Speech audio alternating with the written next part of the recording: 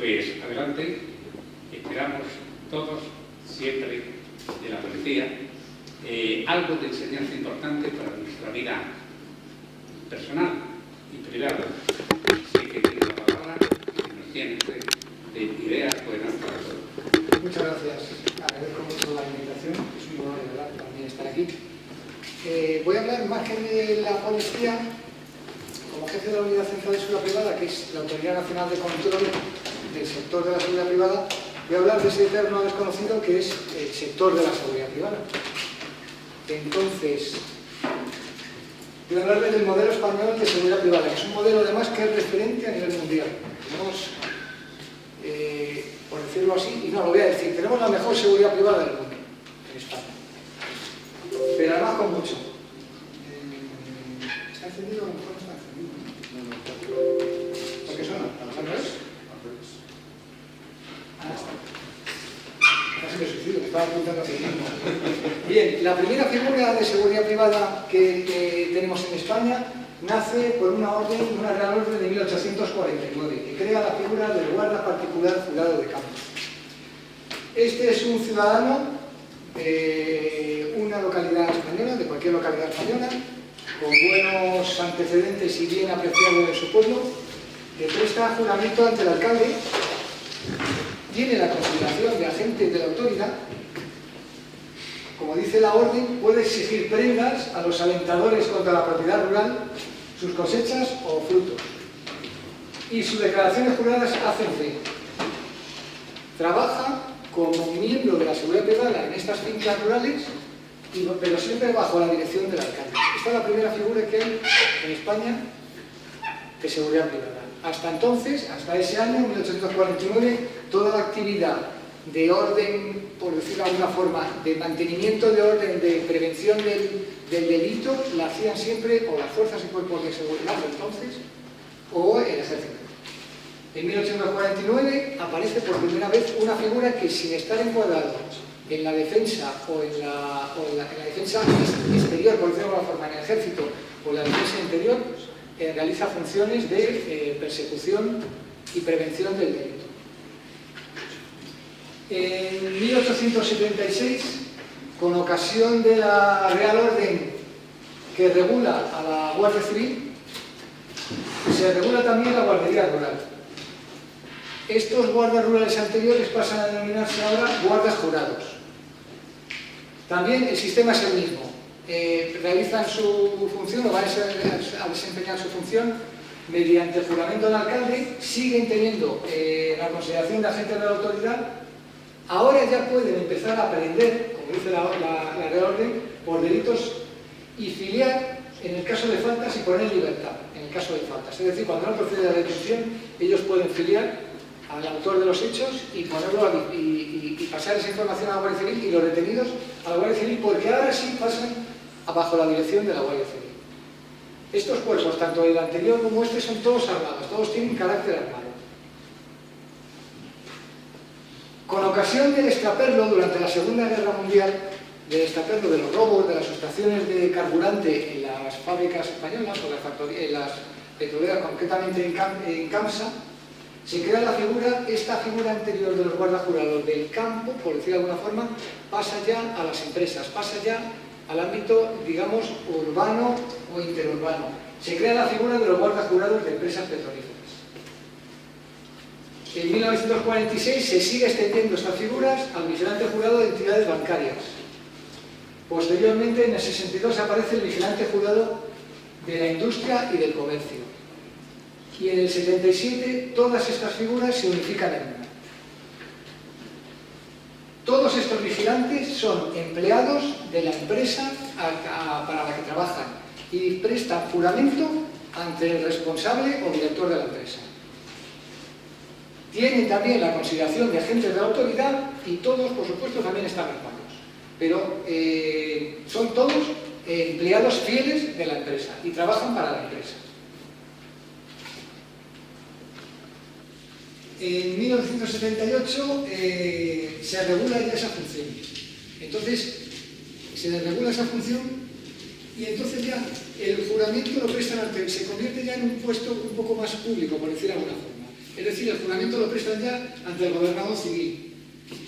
Y ahora se establece una doble dependencia. Esos vigilantes jurados pueden estar integrados en los servicios de vigilantes jurados de las propias empresas, es decir, las empresas pueden tener sus propios vigilantes jurados, o empiezan a aparecer ya las primeras empresas de seguridad, que prestan servicio a terceras personas, a otras empresas, con sus propios vigilantes. Como he comentado antes, todos van uniformados y armados, y todos tienen carácter de agente de la autoridad. En 1992 se promulga la primera ley de seguridad privada, y aquí ya hay un cambio radical en el modelo. La denominación de vigilantes jurados se cambia por la vigente de vigilantes de seguridad. Todos los vigilantes o todo el personal de seguridad privada está subordinado a la seguridad pública. Ya no tienen el carácter de agente de la autoridad como lo tenían anteriormente, y todos tienen que estar integrados en empresas de seguridad. La seguridad privada se presta únicamente, ya no hay autoprotección, la seguridad privada se presta por empresas de seguridad, con personal de seguridad a terceras personas. ¿De acuerdo? Se regula la prestación de los servicios de escolta, que anteriormente no existían, y se incorpora a la regulación la profesión de detective privado, que tampoco estaba regulado hasta esa ley, hasta 1992. Y la propia ley crea un nuevo y completo régimen sancionador. De los 39 artículos que tiene la ley, 18 regulan el procedimiento de sanción, las sanciones y el procedimiento sancionador. Esta ley lo que procura o lo que intenta es poner un poco de orden en ese caos que había habido anteriormente, de que cada uno tenía sus empleados, cada uno tenía fidelidad, o sea, cada empleado tenía fidelidad únicamente a su empresa, y cada uno campaba a sus anchas. Deja esa situación anterior, deja ya de estar por libre, por decirlo de alguna forma, empieza a estar regulada y, por supuesto, está regulada incluso de forma sancionadora.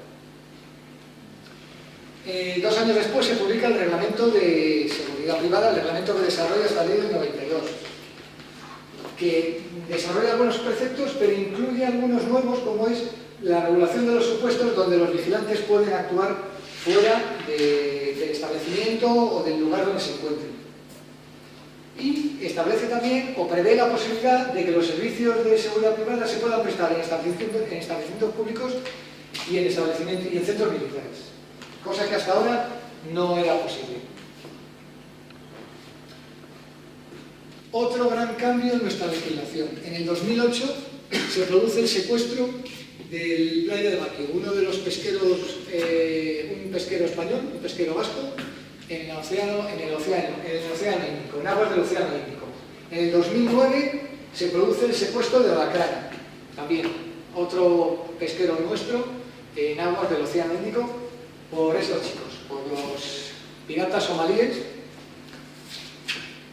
que, secuestran y al final obtienen el pago y liberan el barco a cambio de un precio por esa liberación. Se dedicaban a esos secuestros. Esto planteaba un problema porque ya se habían producido 2 casos y podía haber un tercero o un cuarto, y además era un problema global, no solo afectaba a España en cuanto había pesqueros en esas aguas, pero había otro tipo de barcos, otro tipo de pesqueros de otras nacionalidades. Solución primera que se adopta por parte de países de nuestro entorno. La francesa, por ejemplo. Se ponen un pesquero y a continuación, corbetas, fragatas, o sea, sacan a la armada a proteger sus barcos. Esto a nosotros nos iba a encarecer bastante el kilo de atún. Otra solución, mercenarios. Hay países que tienen una legislación más laxa que la nuestra y meten mercenarios en sus barcos.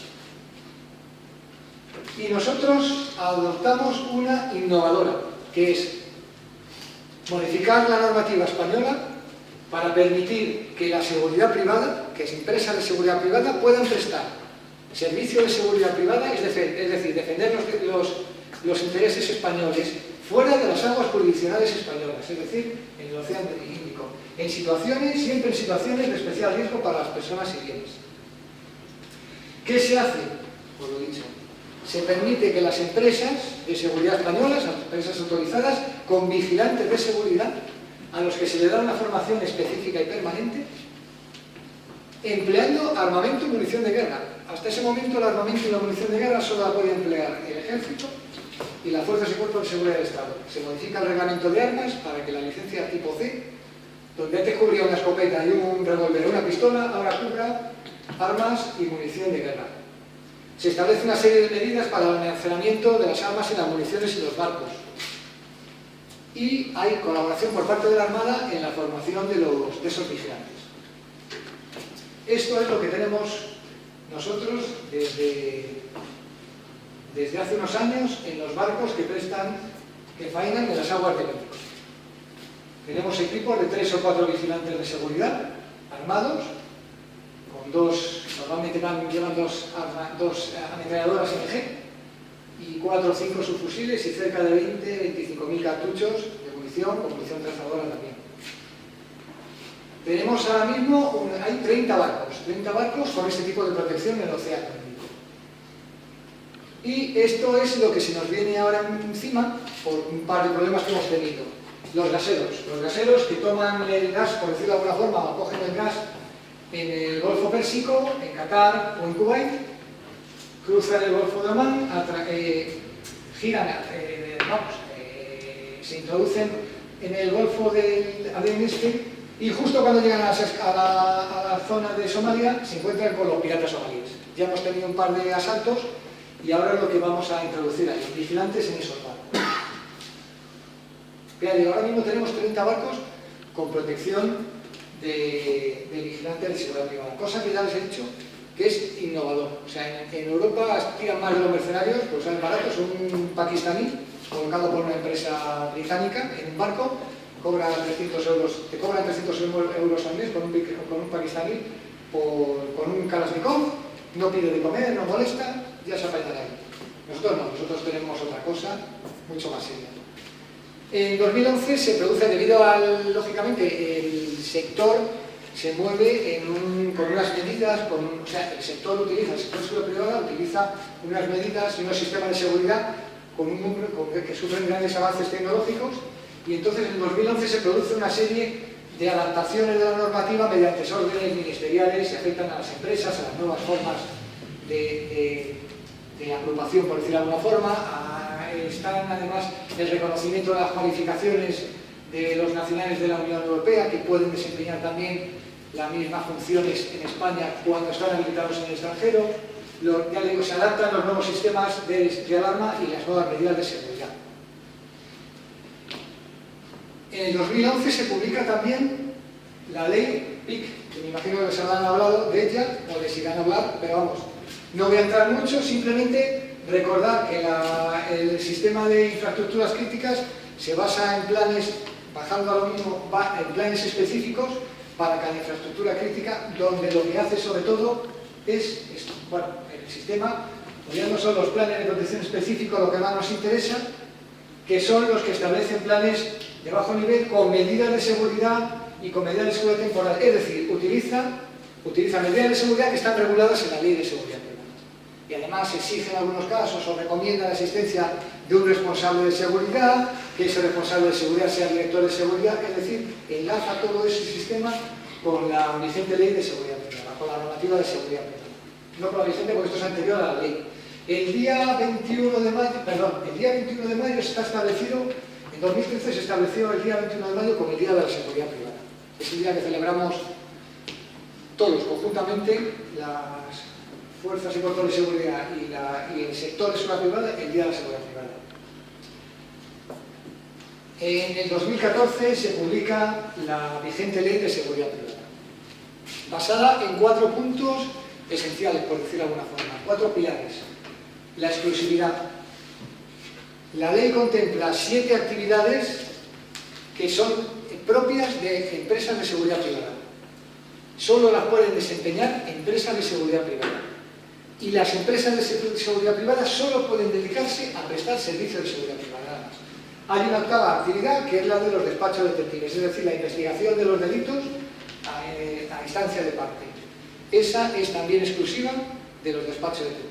Es decir, la exclusividad. La ley determina cuáles son las actividades que son propias de las empresas de seguridad privada y que no puede prestar ninguna otra tipo de empresa de seguridad. perdón, ningún otro tipo de empresas que no sean de seguridad. La ley también establece que la seguridad privada es complementaria de la seguridad pública. Y por supuesto, y como tal, está subordinada a la acción o a las directrices de la seguridad pública. Por ello, establece mecanismos de control.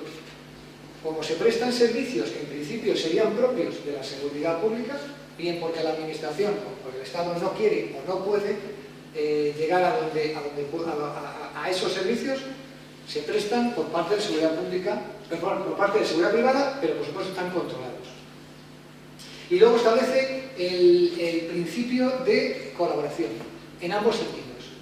La seguridad privada está obligada a colaborar con las administraciones públicas y viceversa. La administración, en este caso las fuerzas y cuerpos de seguridad, están obligadas también a colaborar con el sector de la seguridad privada. Por eso se establecen muchos mecanismos de colaboración, bien por parte de la Guardia Civil, por ejemplo, me imagino que se ha aplicado el sistema que tiene el SEPROSE, el programa Coopera, la policía tiene el programa Red Azul. Son programas de colaboración mutuo entre ambos sectores, el público y el privado.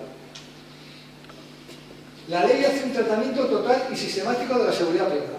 Ya nada se escapa. Todo lo que sea seguridad privada, o es, mejor dicho, es seguridad privada todo lo que regula la ley. Aquello que no sea seguridad privada no está ahí. ¿De acuerdo? Determina lo que les he dicho, las 8 más 1, 9 actividades de seguridad privada. Crea un registro nacional de seguridad privada donde aparecen registradas todas las empresas, todos los despachos y todo el personal de seguridad privada. Toda la actividad de seguridad privada está grabada, por decirlo de alguna forma, registrada en ese registro nacional de los contratos que se celebran. Todo está grabado en el registro nacional de seguridad privada. Establece las funciones de todo el personal, no solo los vigilantes y detectives, como la ley anterior había incorporado a los detectives y a los escoltas, pero no establecía las funciones, por ejemplo, de los escoltas. Ahora ya sí, ahora se dice cuáles son las funciones de cada personal de seguridad privada. Y por primera vez se regula, en la medida de lo posible, la seguridad de la información y de las comunicaciones, algo que en España todavía no estaba regulado de ninguna manera por ninguna norma. En el 2014 se hace una primera regulación. Luego ya a partir de aquí ya todo el mundo se quiere apuntar, ya todo el mundo quiere que sea una materia propia, pero es la primera regulación que se hace, por lo menos en la parte que afecta a las medidas y sistemas de seguridad. Hace también una regulación de los servicios de vigilancia. Anteriormente solo estaba la de vigilancia desempeñada por las fuerzas y cuerpos de seguridad. Ahora ya también, lógicamente, de aquellos servicios y actividades que presta seguridad privada. En cuanto a los detectives, regula la actividad y les exige, por decirlo de alguna forma, 3 cosas. Que haya legitimidad en el encargo, es decir, yo no puedo encargar a un detective por cotilleo que me diga qué es lo que hace mi vecino. No, yo como detective puedo hacerme cargo de un asunto siempre y cuando el que me lo encargue tenga un interés legítimo en ese asunto. Puede ser una herencia, puede ser mi mujer está enrollada con alguien, pero tiene que tener una legitimidad. Tengo que tener una relación directa, un interés directo y legítimo en ese asunto, ¿de acuerdo? Se establece que el informe, tiene que haber un informe del resultado de la investigación con un contenido mínimo. Y bueno, establece también reserva profesional en aquellos asuntos de los que se tenga información en base a las investigaciones, aunque no estén relacionados con la investigación propia o con el resultado de la investigación. Y esta ley hace una cosa que había establecido anteriormente, la anterior, valga la redundancia, como actividad de seguridad privada. Liberaliza la actividad de planificación, consultoría y asesoramiento en materia de seguridad privada. Esto era antes una actividad propia de la empresa de seguridad, ahora mismo es una actividad liberalizada, la puede hacer cualquiera. Y así nos va, ahora lo hace cualquiera. Cualquiera sabe de seguridad y cualquiera asesora sobre seguridad. Un despacho de abogados, aquí cualquiera vale de esto, pero bueno, esto es una puerta que se abrió y al final, pues como todo, se ha alargado todo el mundo por ahí. La ley también establece, recuerdan que inicialmente el personal de seguridad privada tenía agentes de la autoridad, tenía carácter de agente de la autoridad. La ley del 92 se lo quitó completamente, hemos pasado de un extremo a otro y entonces esta ley se queda en un término más o menos intermedio. Establece que para aquellos casos para aquellas agresiones y desobediencias que se hagan al personal de seguridad privada cuando se supone lógicamente debidamente identificado, es decir, que esté haciendo funciones de seguridad privada, le da carácter de agente y protección jurídica al agente de autoridad siempre y cuando se encuentren en cooperación y bajo el mando de las fuerzas y cuerpos de seguridad, es decir, en servicios conjuntos o en servicios donde las fuerzas y cuerpos de seguridad del Estado estén presentes o próximos. ¿De acuerdo? Eso es algo más que se ha podido conseguir.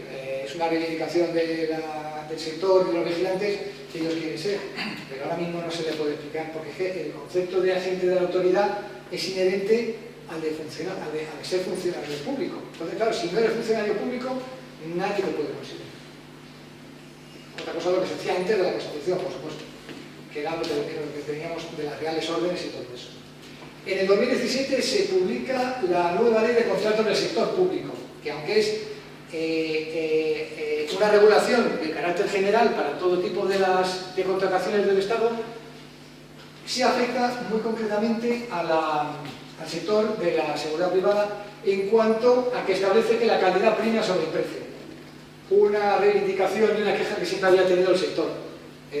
Las adjudicaciones, las licitaciones se daban siempre al precio más barato y claro, así le iba al sector. Se prestaban los servicios, se adjudicaban, yo los cogía y luego ya lo veré como los presto, no te voy a poner los vigilantes que tú que había puesto, o si lo pago mal, de esa manera, por lo menos ahora ya la calidad prima sobre el precio, con lo cual ya en ese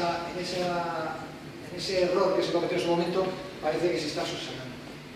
En el 2018 se ha publicado, este año se ha publicado el convenio colectivo estatal de las empresas de seguridad, que también ya regula ciertas mejoras y actualiza las nóminas, por decir de alguna forma, las retribuciones.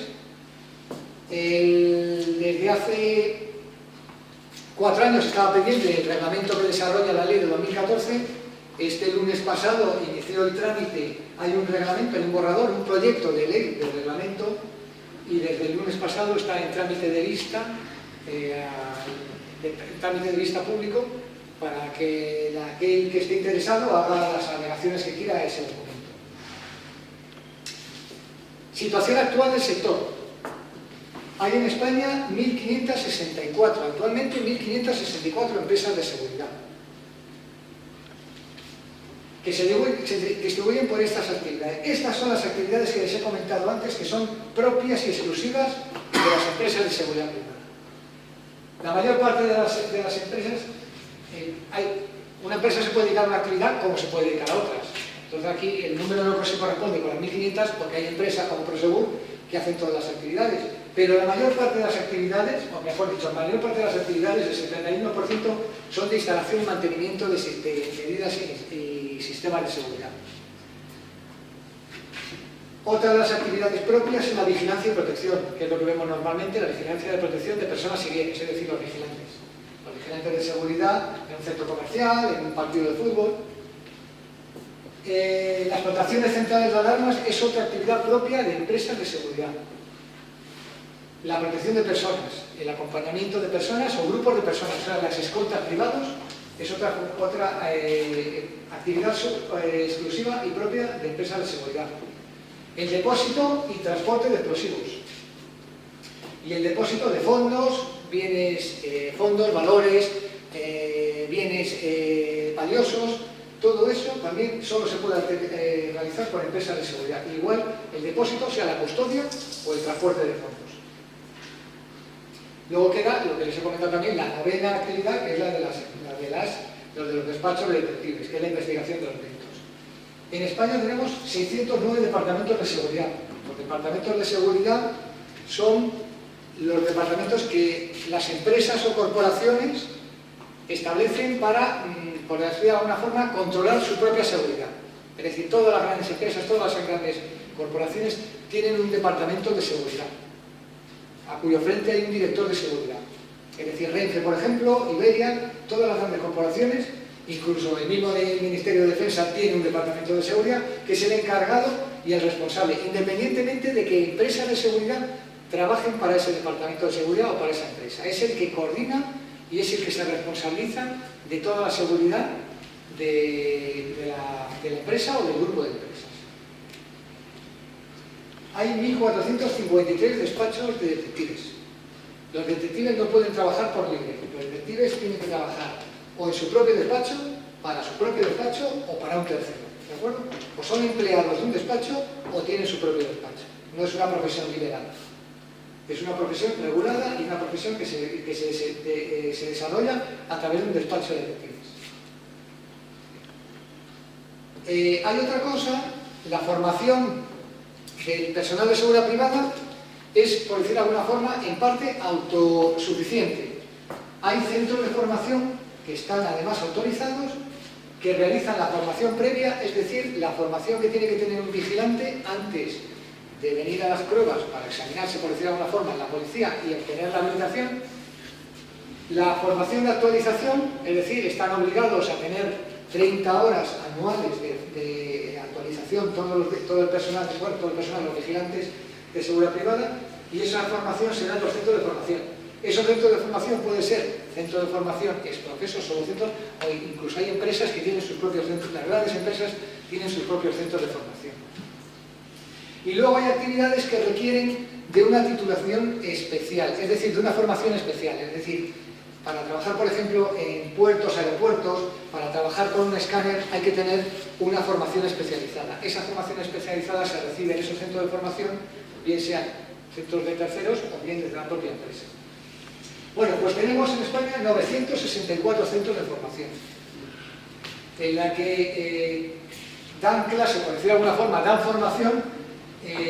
Tenemos 39.177 acreditaciones. Las acreditaciones son las autorizaciones que tiene cada persona o que tienen los diferentes profesores para las diferentes asignaturas que se dan, desde Derecho, desactivación o manejo de explosivos. Entonces, bueno, no es que haya 39.000 profesores, sino que tenemos 39.000. Un profesor puede tener varias, pero son 39.000 acreditaciones, ¿de acuerdo? Estas son las diferentes profesiones que hay de seguridad privada. Vigilante de seguridad, que es la más normal y la más numerosa y la más evidente y más visible, con una especialidad, la de vigilante de explosivos, que es la que se dedica al depósito y custodia y transporte de los explosivos. Escolta privado, ya hemos comentado que hacen acompañamiento de personas o grupos de personas, incluso aunque tenga la condición de agente de autoridad, también pueden hacer escolta. Los jefes de seguridad. Los jefes de seguridad son los responsables de las empresas de seguridad. De las empresas que prestan, todas las empresas de seguridad tienen que tener un responsable, con unas obligaciones y unos deberes muy concretos. Bueno, pues esos son los jefes de seguridad. El director de seguridad, como he comentado, es el responsable de la seguridad de la empresa a la que las empresas de seguridad prestan ese servicio. El detective privado es el que ya hemos comentado, que hace las funciones de investigación privada, bien en su propio despacho, bien para un tercero. Y los guardas rurales son aquellas figuras que hablamos al principio, que realizan esa función de custodia en las fincas rústicas, ¿de acuerdo? Las fincas que no son urbanas. Es decir, un guarda rural no presta servicio en el ámbito rural. No hay que confundir el ámbito rural con el guarda rural. El guarda rural presta su servicio en una finca rural, en un supermercado de un pueblo, por muy pequeño que sea. Si hay un vigilante o un banco o una entidad bancaria, es un vigilante. O sea, si hay alguien que vigila un banco en un pueblo, por muy pequeño que sea, aunque sea delante del cuartel de la Guardia Civil, tiene que ser un vigilante de seguridad, ¿vale? Tiene dos especialidades, que es la de guardapescas marítimos, que estos son los que se dedican normalmente a vigilar las piscifactorías, y luego los guardas de caza, que son los que están en los cotos de caza.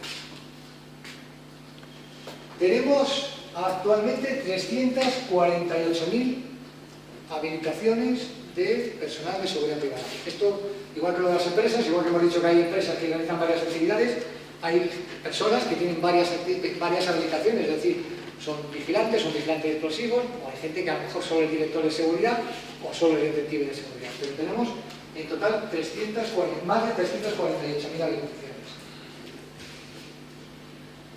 Y el sector factura aproximadamente al año unos 3.700 millones de euros. Tiene reconocimiento por la propia ley como sector específico económico propio. Y trabajan actualmente en el sector aproximadamente de forma directa con personal unas 100 y pico mil personas, unas 120.000 personas, con las diferentes profesiones. A esto hay que sumarle otras que no les he mencionado, que es lo que llamamos el personal acreditado, que es gente que no es propiamente personal de seguridad privada, pero sí trabaja en empresas de seguridad, como son, por ejemplo, los ingenieros y los técnicos de seguridad. Los ingenieros son los que hacen, dentro de las empresas de instalación y mantenimiento, tienen que tener obligatoriamente un ingeniero, que es el que hace el proyecto de instalación, o sea, el proyecto de seguridad lo tiene que firmar un ingeniero de seguridad. Y el que lo instala es un técnico de seguridad. Eso es un personal acreditado, es decir, tiene que tener unos requisitos y está debidamente, por decirlo de alguna forma, autorizado. Los profesores, que ya hemos comentado, también están acreditados. Los operadores de las CRAs, los operadores de la central receptora de alarmas, también tienen que estar acreditados. Es decir, eso es personal que trabaja en el sector sin ser propiamente personal de seguridad privada. Y poco más, así a grandes rasgos. ¿Tiene alguna pregunta?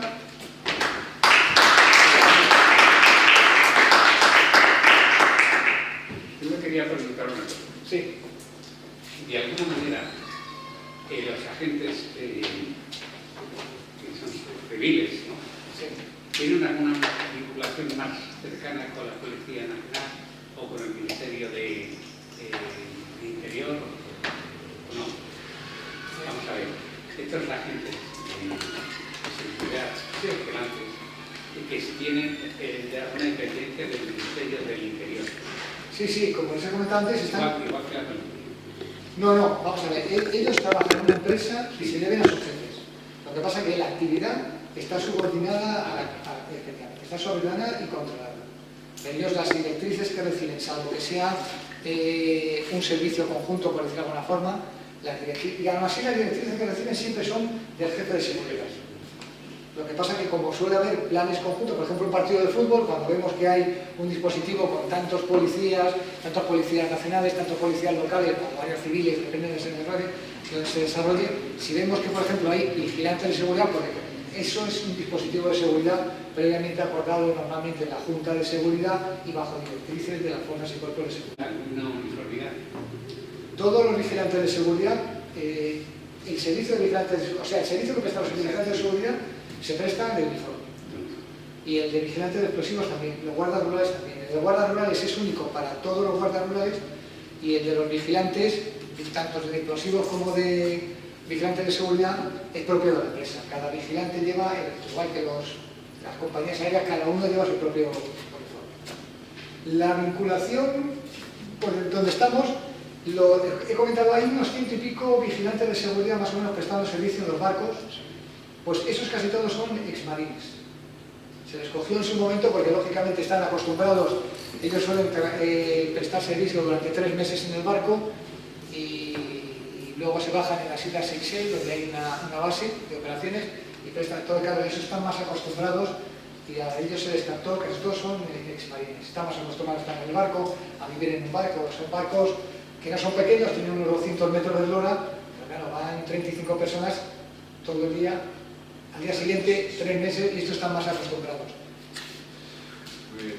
Comisario, muchísimas gracias por tu primera intervención en esta capacidad de ir a tu casa y contar muchos años más con tu presencia, con tu experiencia.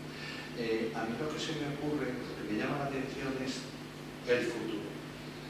El futuro, todo lo que está pasando por la ciberseguridad, Sí.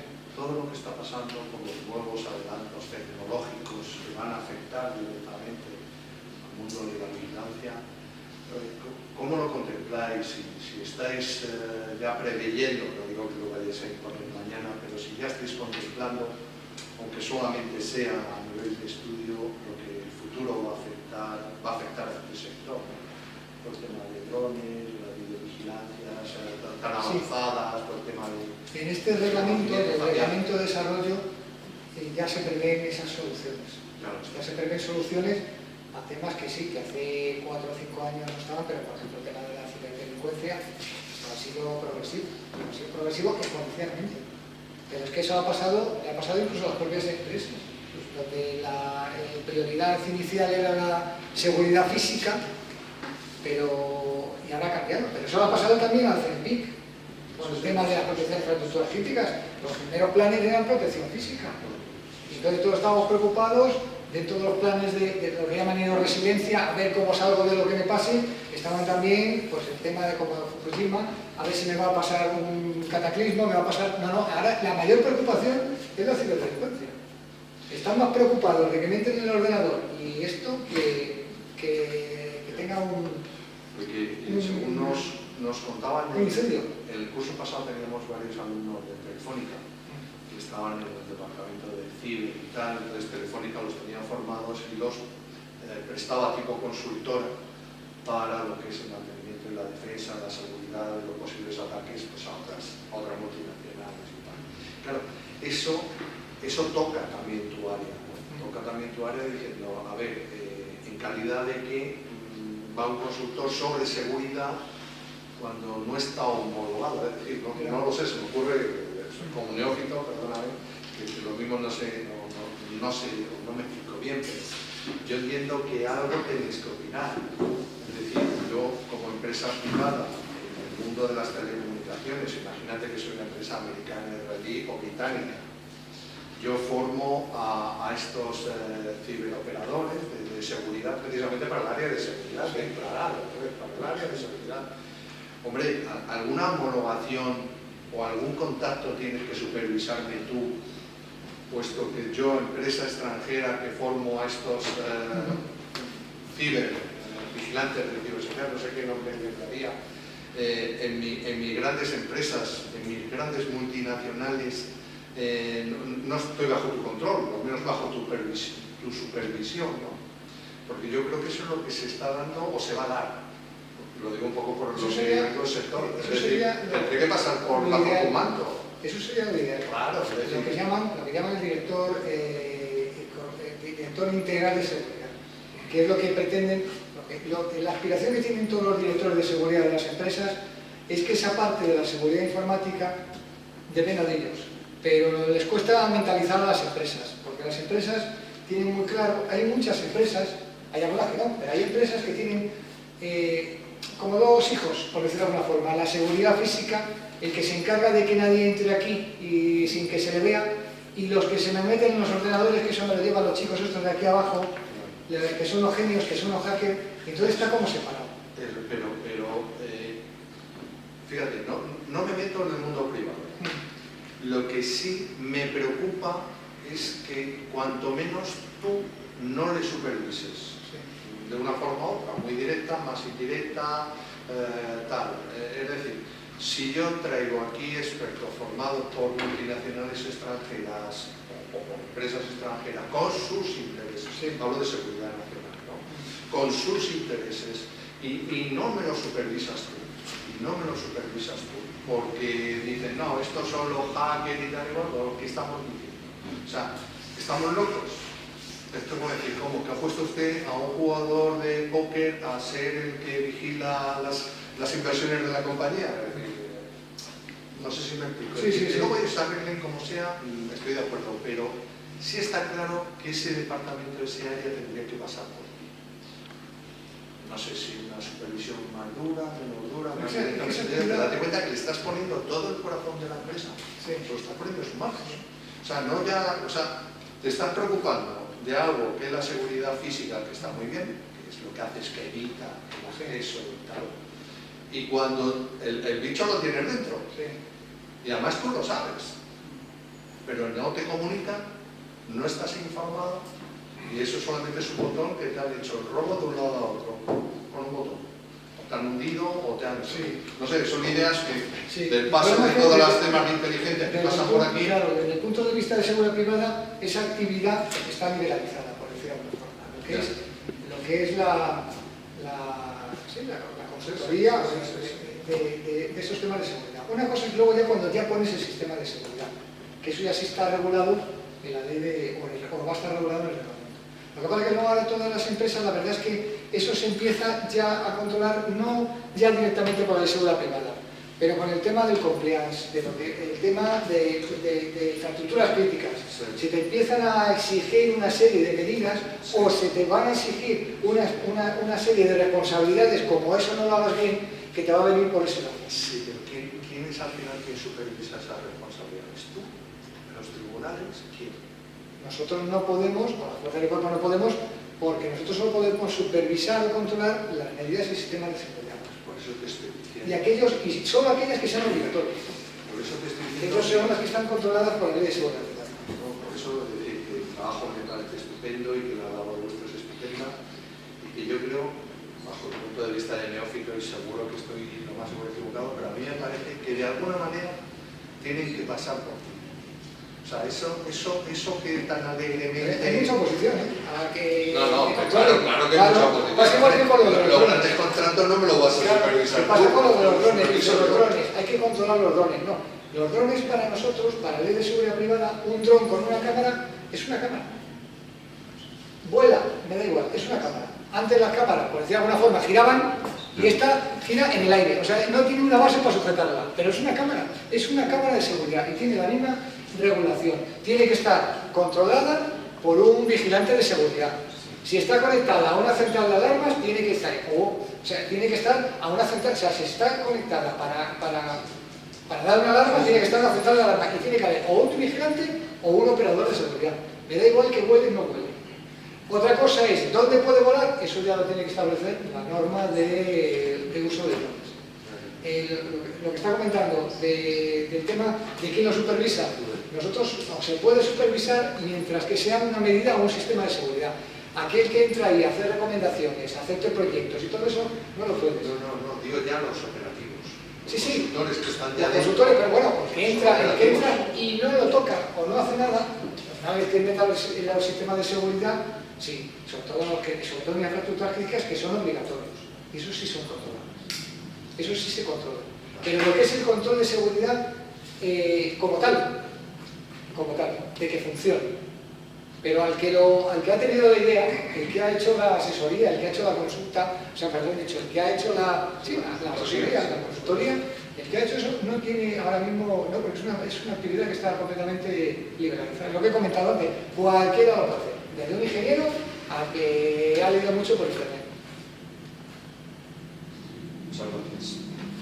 De todas maneras, que las universidades, algunas universidades como la que conocéis vosotros, se está creando ahora una especie de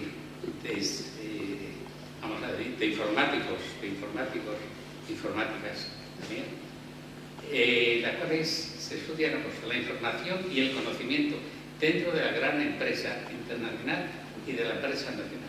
Eso es una modalidad, por lo menos en la universidad mía, pero que nos la lleva ahora la nuestra blanquita de aquí en Madrid, la lleva en Salamanca, como sabéis, y se están haciendo unos experimentos para facilitar precisamente eso que has planteado tú, que es gravísimo. Eso es gravísimo, claro. Te carga una empresa en 10 minutos, vamos.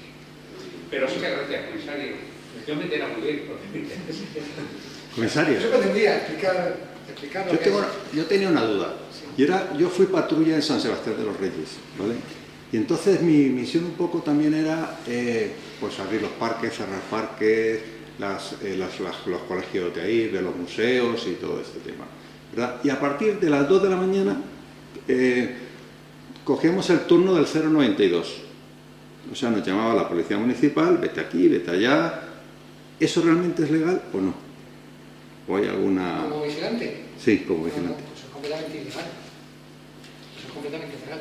Ya he Pues comentado que el servicio de seguridad privada se presta dentro de la propia establecimiento donde está contratado, por decirlo de alguna forma. Pues... Que el reglamento en su momento estableció en qué circunstancias. Habla de unas circunstancias, es decir, si el delincuente se te escapa, no te tienes que quedar en la puerta. O sea, no te va a matar el sol, no te va a convertir en estatua de sal. Sal corriendo detrás de él. Si alguien tiene por cuestiones de, ¿cómo se dice?, de auxilio, pues lógicamente no puedo salir de aquí.